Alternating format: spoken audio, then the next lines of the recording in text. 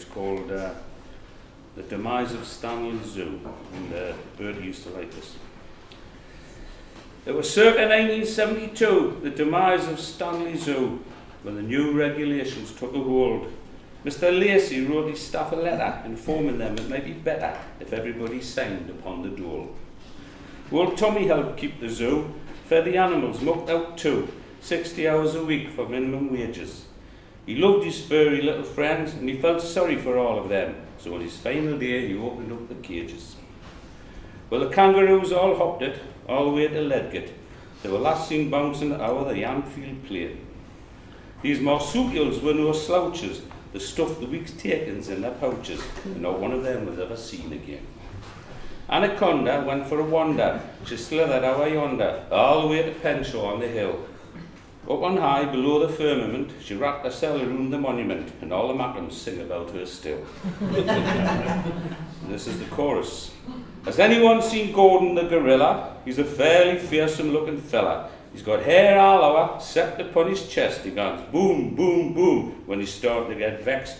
Has anyone seen Gordon the gorilla? Gordon's on the run from Stanley Zoo. Now the zebra signed on for the tune. He had black and white stripes, got an up and down. Stuck him on the wing because he was quick. The monkeys, they were bloody fools. They headed south to play for Hartlepool. Not a word's been heard about them since. Now the camel took the hump, just where to settle, had him stumped. Eventually a decision was duly made. So he loaded up with water, and along the road he clattered and headed for the sands of Durich Bay. No, the lion wasn't lying when he said, zoo life can be tried. Living in a cage is out but fun. I think I'll grab me bundle and head off for the jungle, or maybe just those woods near Burn.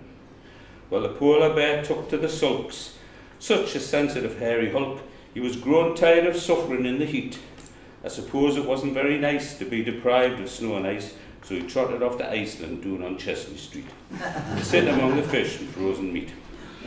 The tigers went to Lobley Hill. Well, they said they'd had a belly full, sick and tired of pacing back and forth. The parrots couldn't cope. They flew to roost at the aerial at Burn Hope to find somewhere to perch on high and squawk. The sea lions just yawned. They spread themselves out on the lawn, waiting for old Tommy to bring their grub. But much to their surprise, no Tommy did arrive. He'd gone to spend his last wages in the pub. The wildebeest were cheats. They stole all the elephants' treats. They scoffed a lot and blamed it on the cat. The hyenas, they just laughed. So did the two giraffes. But I'll tell you now, those elephants don't forget. Well, the wallabies were just wannabes, also rans and maybe coulda-beens. Never once had tried to act their age. They commandeered the tractor and drove off to auction for X-Factor and joined the queue lined up around the sage. I reckon Simon Cowell wasn't very impressed. Wished, now then. Has anyone seen Gordon the gorilla? He's a fairly fearsome-looking fella.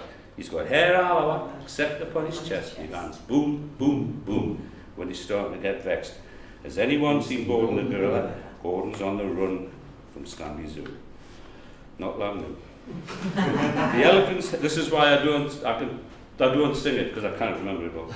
The elephants headed west along the trunk road, nose to tail on the old A69. They got wind of a travelling circus pitched by the Roman Toon at Corbridge, with vacancies for jumbos advertised. Well, old Tommy can now be spotted at the top of Stanley Market, selling puppy dogs and blithering budgerigars. He sells kittens for a tenner, ferrets for a fiver, and little golden fish and old jam jars.